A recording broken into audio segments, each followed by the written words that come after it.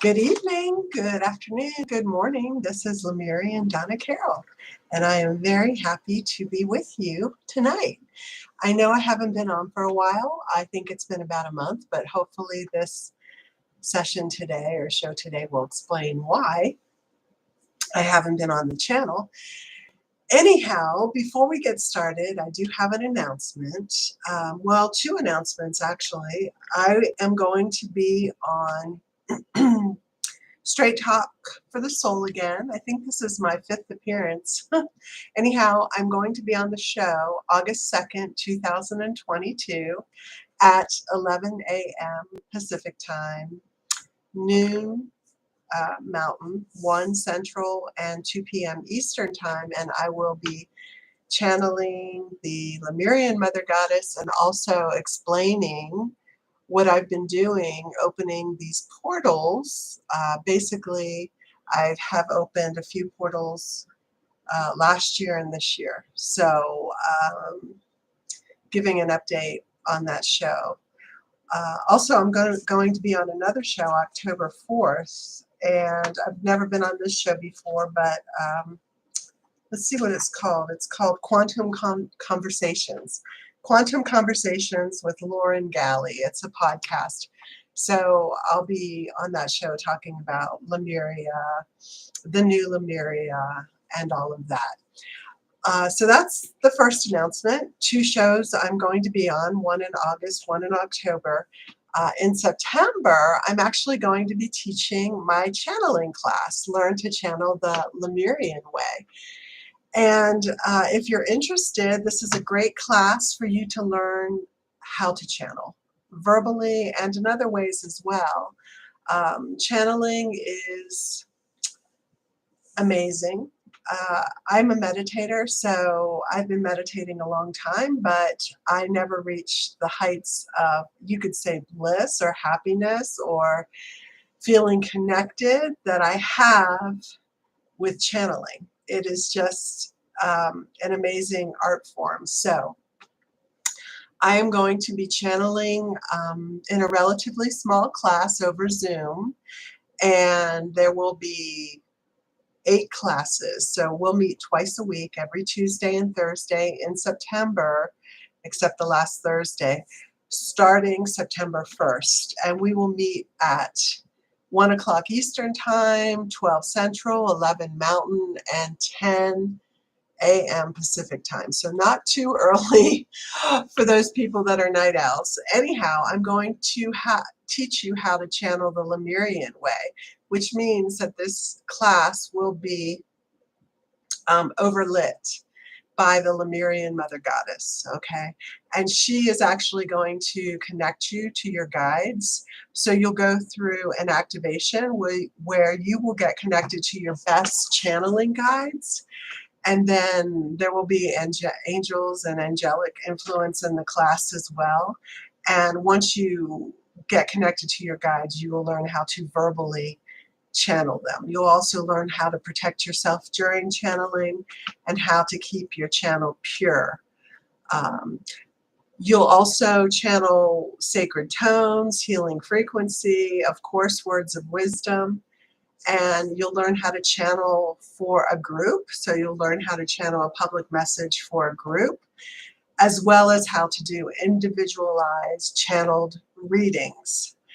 You'll learn how to channel through artwork. You'll learn how to channel therapeutically through automatic writing. So we'll be delving into a few different ways of channeling. And I'm also going to give background on the history of channeling so you understand where it's coming from and where it's going. So anyhow, if you're interested in that class, you can go to my website, LemurianDonnaCarol.com, and go to the classes page, and basically you can register there. If you have any questions, you can shoot me an email. Up to August 1st, the class is discounted. You get a $100 rebate on the class. August 2nd, it goes to its full price. So check it out if you've ever wanted to learn how to channel.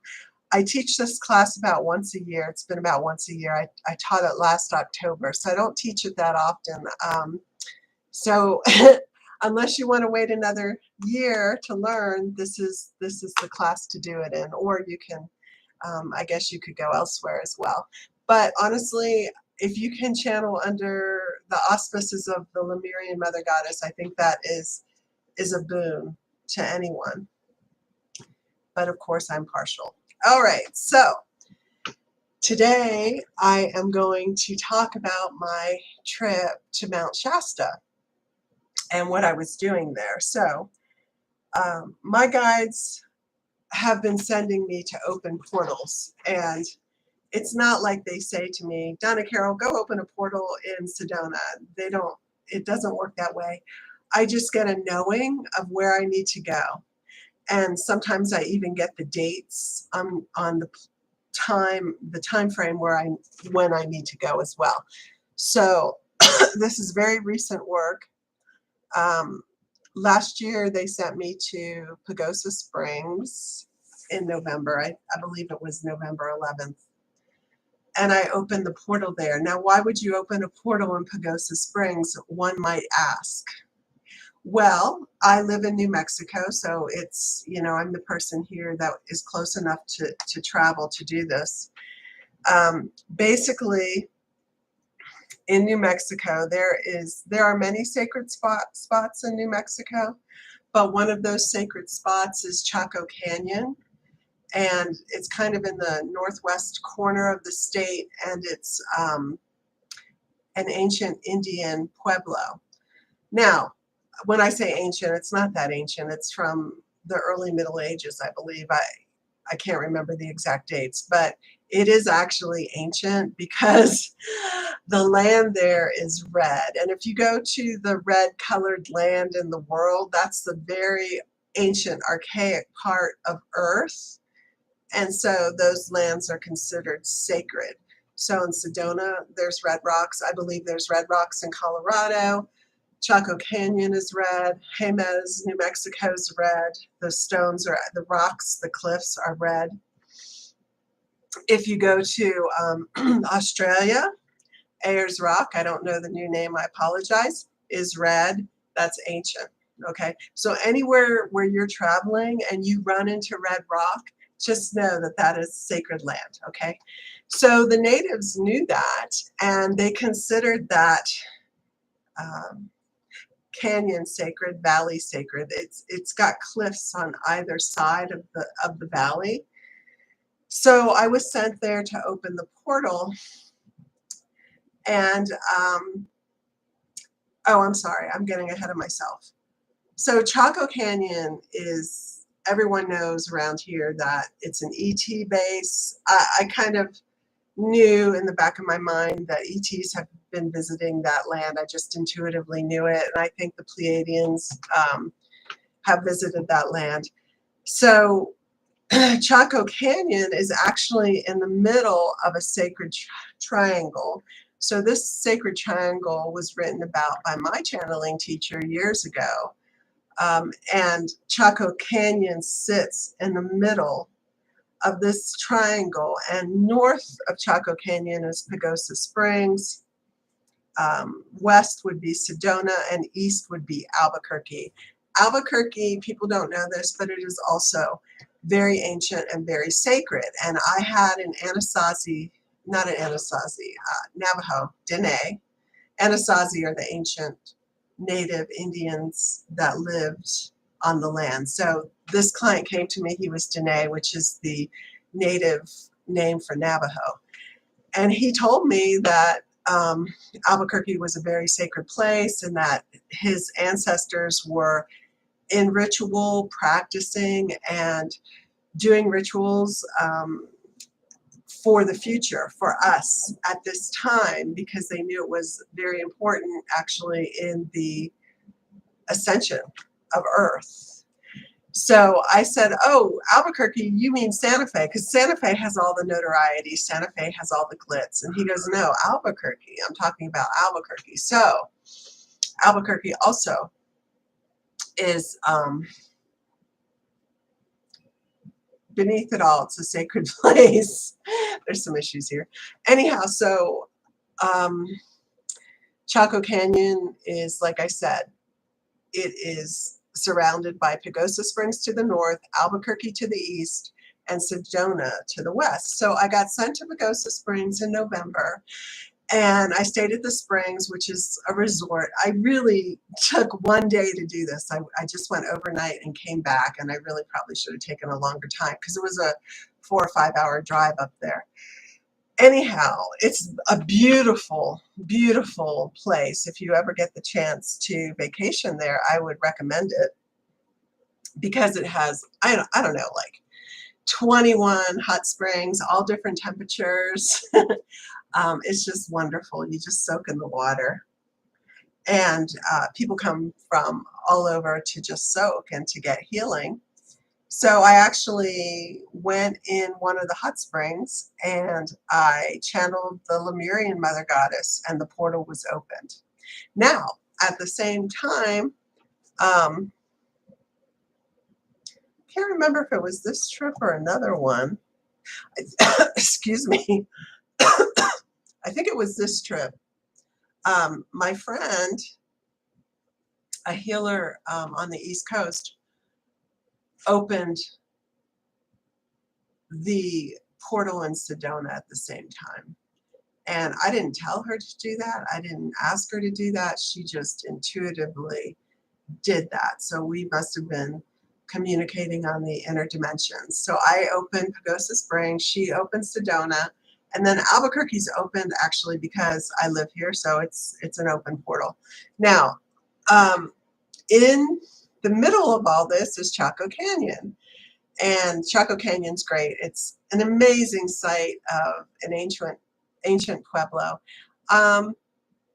Although when I look at it, I see ET, ET, ET. It's like I get ET energy from the building and the architecture. But anyhow, so I was sent there in February. And I'm trying to think I think I went February 22nd is when I went. And I was lucky enough, February 22nd or February 2nd, one of them. I think it was February. I'm sorry, I'm babbling, but it's hard for me to remember the dates. This is why I need to do research before I get online. But I think it was February 22nd.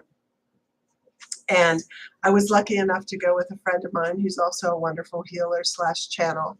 And we drove up to Chaco Canyon with the intention of opening the portal. Now, she had a friend that was going to go with us, but she wasn't well. So she stayed here and said, I'm going to be with you guys in spirit. So that was very nice of her. So we went to Chaco Canyon and she did a ritual, a shamanic ritual, because she's a shamanic practitioner, and called in the ancestors and all of that. It was quite lovely.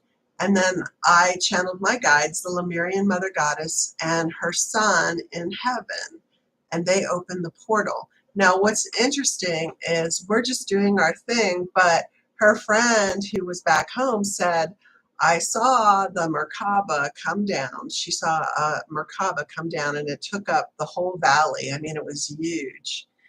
And then she saw it go back up. So that was good confirmation for me to know that the portal was opened. And so we just stayed there, till late afternoon, and then we came home that night. So, so basically Chaco Canyon, Pagosa Springs, Albuquerque, and Sedona were opened, and that's a sacred triangle. Now, we left stones in Chaco Canyon. My friend does grid work, and she left a bunch of stones that were connected to other portals or places, sacred places on the planet. So, for instance, Tibet, Mexico, the Grand Tetons, different places on the planet that she's traveled to. She brought back the stones. We connected the open portal of Chaco Canyon to those sacred places, and I brought stones in as well. And so those energies went to those places and they were opened as well. Now, there were indigenous guardians at these portals, okay? Because like I said, they're long standing. These are like places, or, for people in the know, these energies have been fought over. These portals have been fought over.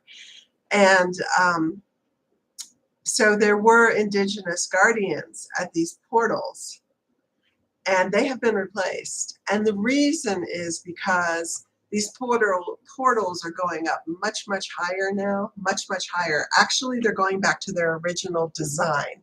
They're going back to the original design that came in with Earth. And so these portals are now guarded by angels, angelic guardians. And the angels also tested the portals to make sure they're working.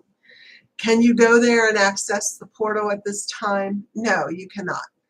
These portals will be open to souls when we go through the great shift. In other words, a soul will go through the portal and it will just go up, up, up, up, up, and then it will go outwards and go to the new earth or another place where it's supposed to be. Now, so I don't know all the ins and outs of the portals. I just open them. That's what I'm doing. I'm opening them, I'm activating them, but they are not open to the public, not until we go through the ascension. So from my guides, I know that there's 2 more portals that needed to be opened. One was in Mount Shasta, California, and one is in Kauai, Hawaii. Okay, so first of all, Kauai has the main portal for ancient Lemuria. The main portal for Lemuria is on the island of Kauai, okay, which is the oldest island in that Hawaiian chain of islands. That portal was established by the Mother Goddess. She designed it, created it, brought it down in ancient times, and it has to be reopened for us to ascend, okay? So now, I was wondering why a very famous person who is associated with Facebook was buying up land in Kauai. Everyone, and the Hawaiians are not happy about that. But then I realized the dark ones know about the Lemurian portal, and they will be opposing it. However, we're going to do our best, me and my friend on the East Coast, to clear and cleanse all the dark energy before I go to Hawaii to open that portal, actually Kauai, because I don't want to run into any issues. And, the thing is that is a good segue into my story about Mount Shasta.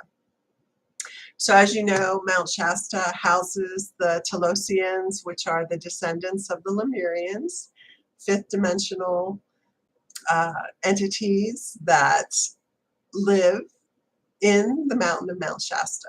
Now, there's also other life forms in Mount Shasta. I know Bigfoot is out there. There's lots of woodland spirits, nature spirits, and all of that. So I was really excited to go out there. Honestly, I was really, really excited because I hadn't been to Mount Shasta since 2002, and I went out there for Weesock, which was a fantastic time. So I thought it's all going to be light and love. It's going to be great. I'm going to open the portal, and it's going to be great. And maybe I'll run into a Telosian. Well, that did not happen. So I left for Mount Shasta on June 18th, and I flew into Oregon, Medford. And I've flown into that airport before. But anyhow, I checked into a hotel. Now, it was a pretty decent hotel. It wasn't like a dump hotel. And I got really agitated that night. I could not sleep. The room smelled really stale, smelled sour. It was just like, ugh, this is gross. I'm paying all this money for what?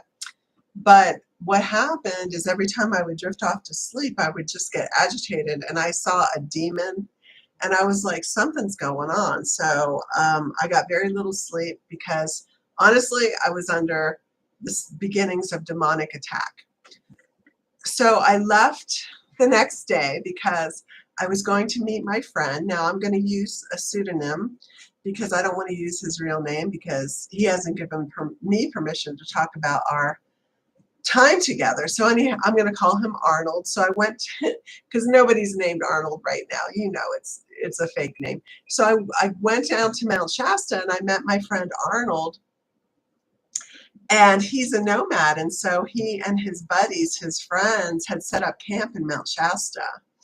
And they had come from Utah. Excuse me. And so I brought my tent because my intention was to camp, and that was my first bad decision. Because I'm older, I'm overweight, it's hard for me to get on the ground, it's hard for me to camp. I used to like to camp when I was younger, now not so much. And to be honest, I have suffered childhood trauma, and so I have a really hard time sleeping around people I don't know or in different environments. It's hard for me to sleep outside of my bed, at home. So I had insomnia, and I already had not slept well the night before. But so I brought my tent. I'm trying to set it up. And the whole thing was like, I couldn't get the tent set up. I couldn't do anything. Nothing was working. My friend's battery had died. So he was like, I'm not sure if I can run your CPAP machine. And I was really like, oh my God, what am I going to do? So I actually tried to sleep in the back of an SUV. I had a Toyota 4Runner that I was renting, and that didn't work. So I was up all night. I was agitated. And I was sick. I started getting really sick internally, physically. Now, I should have known something was up because of what happened to me the night before in Oregon, and the night that I met with my friend Arnold. His other friends gathered as well, and they said there was a young man in the camp, because they're nomads, so they stay here, then they move on, that was possessed. And people don't say, hey, I met someone that was possessed, but this young man was possessed, and they were trying to help him to help remove the demonic spirit. And he was a veteran of the armed forces, and so he had PTSD, and apparently his mother was into witchcraft. Okay. And by the way, I am not into witchcraft at all, and I know a lot of people are, and a lot of people here practice it, and I don't care what kind it is, black, white, or otherwise, don't like it. So if that is something you're into, you're not going to resonate with this channel. Anyhow, long story short is that Arnold told me that the guy had a demon, and he knew he had a demon. And so they tried to remove the demon, and apparently it went into my friend Arnold. And I don't know if he thought it got released or not, but that's what happened. And this is the night before I arrived, I believe. Come on, kitty. So the demon went into my friend, and that's another reason why I couldn't sleep. That whole campground was like getting infiltrated, getting attacked by negative dark forces, which was really upsetting. Okay, so the next day I told my friend, hey, look, I'm not doing well. I didn't sleep, and so I'm going to go into town and I'm going to get a hotel. So he said, fine. So I left, and I went back into town, and I kind of tried to recoup, get my wits about me. And I went sightseeing on my own a little bit the next day, which was lovely. So after 2 days, I went back up to the camp, which was on the side of the mountain. And my friend, I was knocking on the door, like, knock, knock, knock, knock, knock, knock. And he's like, don't come in, I'm sick. And of course I go in anyhow because, because that's how I am. So I go in, and he's like really sick. I mean, he was down hardcore for 4 days. And so I said, oh my God, I got to work on you because something's going on. So we started working on him. I called my friend on the East Coast, who's basically an exorcist. And we start working on him, like, what's going on? What's going on? And my friend is saying, oh my God, you guys are under demonic attack. There's so many demons here. So basically, the demon that went into my friend's arm from the young man that had PTSD summoned all the other demons that he could, and there were many of them. And they came in, and they were going to use my friend Arnold as point zero, using him to attack everybody in the camp and to prevent the portal opening. So we did a really long healing on him. It was an hour and a half. My friend was like releasing all the demons, and I was helping, and I was channeling, and basically come to find out that Arnold was present in Akhenaten's court. Now, Akhenaten is an incarnation of the Lemurian Mother Goddess. Okay, so she came in as Akhenaten to start the Christ consciousness grid in ancient Egypt, the first pharaoh of Egypt. Now, she was married to Nefertiti, who was an incarnation of Lucifer at the time. So you can imagine how that went. Now,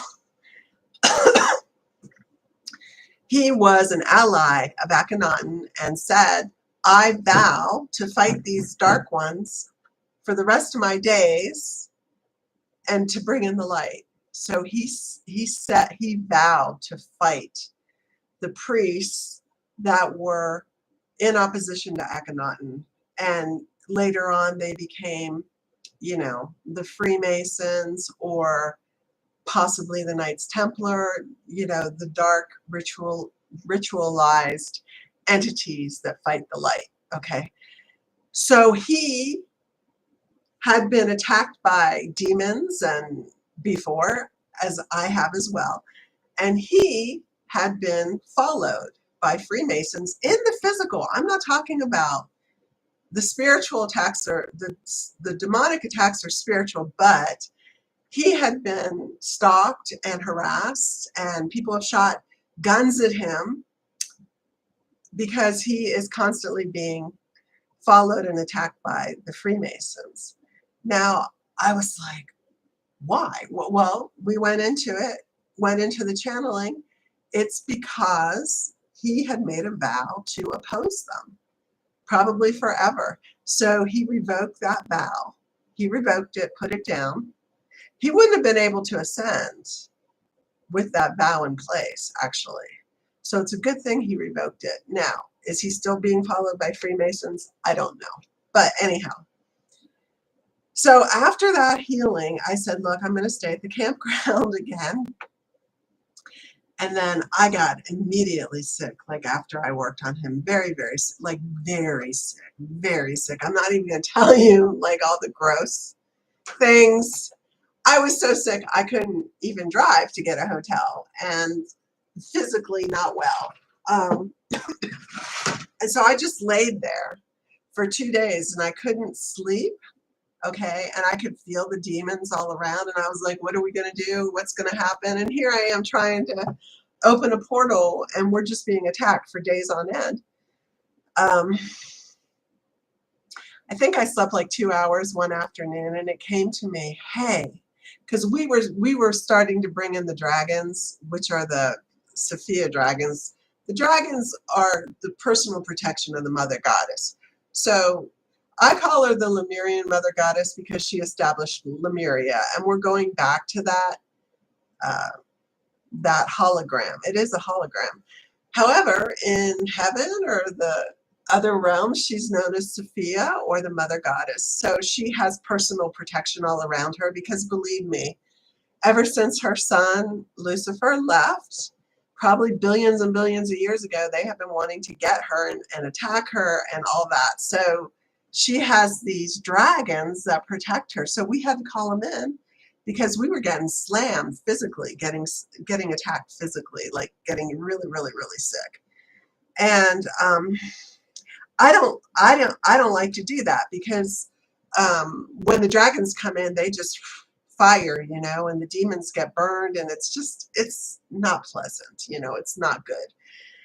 So I'm thinking in the tent, it's hot as hell. I'm just like, bugs, it's gross. I'm like, what can we do? What can we do? I need to get rid of these demons, but I don't want the dragons to burn them. I know my life sounds nuts, but it's my life. This is how it is. And then it hit me. Oh my God, soul fragments of Lucifer have come back to heaven. I think at least 5 or 6 for sure. So I was like, Lucifer can lead the demons out of the camp, the one in heaven, right? Because they'll follow him. So that's what I did. I channeled him, I invoked him, and he led all the demons out of the camp. And then it got quiet. And I was like, oh my God, I think it worked. And it did. It worked. And so at that point, I was really happy because then the demons wouldn't get harmed. Because goal, my goal as a channel is to get them to the higher dimensions where they can go into rehab. And I've done that work. And the demons, they go up to the higher dimensions. And what happens, it's like Sleeping Beauty. They go into a long, long sleep. They go into a long, long sleep. And then their minds get cleared of evil and demonic imagery. And the angels implant dreams of love, dreams, angelic dreams, heavenly dreams. So it's a slow reprogramming, and it happens in their sleep.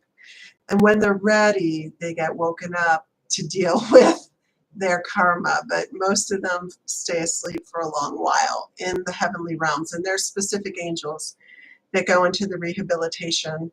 They're experts at rehabilitating demonic entities. And that's what we want. We don't want to battle the demons. We just want them to go into rehab, right? Because we've been battling demons for millions, billions of years, and look where it's gotten us. I mean, it's, war is not the answer, right? It's just never the answer.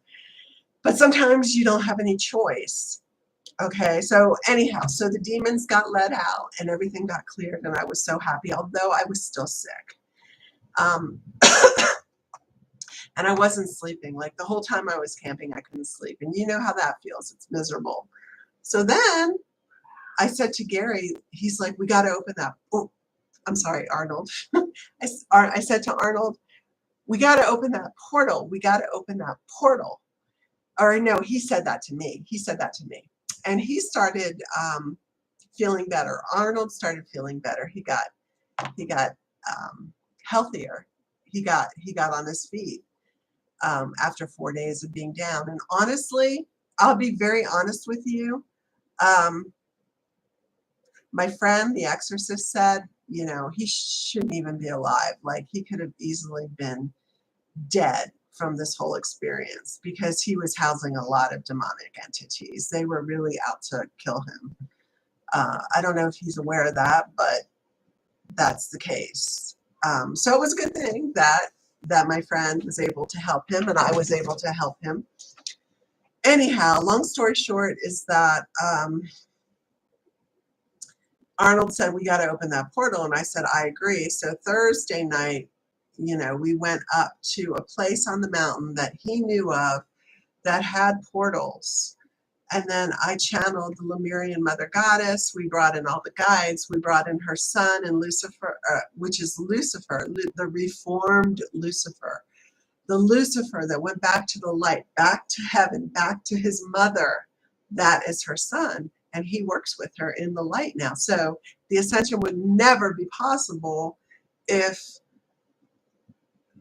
Lucifer had not come back to the light, at least one soul fragment. Like most of the soul fragments are still in the dark, but there's a few in the light, and that's what's making the ascension possible. Anyhow, so we channeled the Lemurian Mother Goddess. She opened the portal. It was fantastic. Arnold said that there was a Freemason on the, excuse me, on the road checking us out, and I did see the black truck. Also, there was another guy in the camp who I got really weird vibes from, and I felt like he was really dark. And yeah, he was definitely a spy from the dark side, and he was kind of infiltrating my friend's group. So this is in the physical. It happens in the physical. So we opened the portal, and the Lemurian Mother Goddess said that the portal is getting restored to its original design and its 12 dimensions. It goes from this dimension all the way up to the 12th dimension because that's where she resides. And so she opened it up the whole way back to its original design. She said in ancient times that light beings and starseeds, ETs, whatever, if they wanted to come to Earth, Mount Shasta would send out a signal, like a homing signal, and that's how the guides would find Earth, through the signal in Mount Shasta, and they would come to Earth through that portal.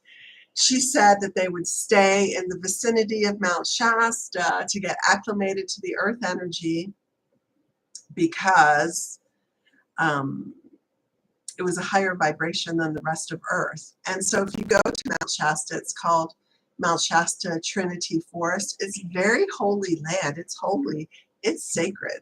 It's called Trinity Forest. And so the reason why there's so much paranormal activity, metaphysical activity on Mount Shasta is because it has a very special vibration. So that portal was opened. It was returned to the original design. The guardians of the portal were replaced by angels. It goes up to the 12th dimension. It has been tested, and it will be open for you and me to travel in during the moment of the great shift. So most people, well, you're not probably, unless you're a master, you're not really going to go to the 12th dimension. What's going to happen is you'll access these portals. You'll go as high as your frequency will take you, and then you'll go to the new earth. So most of the humans and such will be going to the 5th dimension, but they will be accessing these portals, Chaco Canyon, Mount Shasta, but we have connected them to other portals all over the globe, and I don't even know all of them. I mean, South America, Asia, etc. So it was very exciting. So we opened the portal and then went back down to our camp. And then I tried to sleep that night. I couldn't. I was still really, really sick. I didn't physically get better, even though Arnold did. And so the next morning I left like at 7 in the morning because I couldn't sleep and I was exhausted and sick and tired. And I just packed up everything, even without saying goodbye, because I had to take care of my physical health. And I was so like out of it. I went to a hotel in Eureka, Northern California, and I just kind of spent 3 days recuperating. And then I had plans to come back July 1st to Albuquerque, but then I flew back on June 27th. So I spent 9 days there instead of 13, which was the original plan. But the portal got open, so it all worked out. But it was very, very traumatic and very stressful, and we were under heavy, heavy attack. So, so when I got home, I was sick for like 2 or 3 weeks, like deathly ill, and all I did was sleep. And when I came home the first night, I slept like 24 hours around the clock. It was crazy. And then I was like, I wonder if I have COVID. And so I took a COVID test and it was positive. So I think I got COVID. I did get COVID. And then I spent, weeks trying to heal, 2 to 3 weeks. And then I took another COVID test after working with my guides to get it out of my body. And then it was negative. But I have been very sick. I've been very tired. It really, Mount Shasta took the wind out of my sails. It was quite the operation. But excuse me. And then even the last 3 days, I don't know about you, but I've been very, very tired. And I do work in other dimensions, so I know that sometimes I'm tired for no reason, apparently. Today's like the first day that I'm up, doing laundry, putting new sheets on my bed, all of that. So I'm hoping it stays that way. I hope I stay energized because I got to work, Anyhow, the portal got open. Now, the last portal that needs to get opened is Kauai, but I've learned my lesson. And so I didn't have any opposition in opening Chaco Canyon or Pagosa Springs. I didn't think we were going to have opposition, okay?